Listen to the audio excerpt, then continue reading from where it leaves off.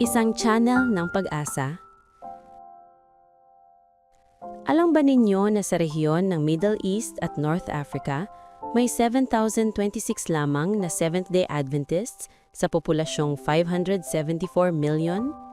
Kahit pa maabot ng bawat miyembro ng iglesia ang isang tao bawat araw, aabutin pa rin ng 224 years bago maibahagi ang ebanghelyo sa lahat.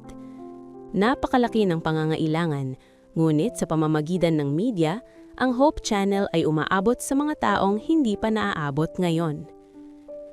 Ang Hope Channel ay global media ministry ng Seventh-day Adventist Church na nagbo-broadcast sa mahigit 100 languages. Sa tinatawag na 1040 window, na kinabibilangan ng mga lugar tulad ng Middle East, Ethiopia at India, kung saan bilyong-bilyong tao ang kakaunti o walang akses sa ebanghelyo, ay ibinabahagi ng Hope Channel si Jesus sa mga lugar kung saan halos imposible ang personal na pangangaral.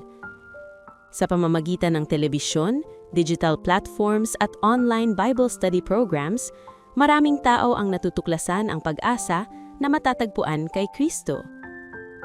Sa Ethiopia, may isang 14 years old na batang babae na nahiwalay sa kanyang pamilya dahil sa patuloy na digmaan.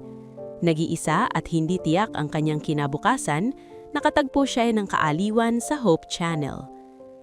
Tuwing nakakaramdam siya ng takot, pinapanood niya ang mga programang nagpapaalala sa kanya ng presensya ng Diyos.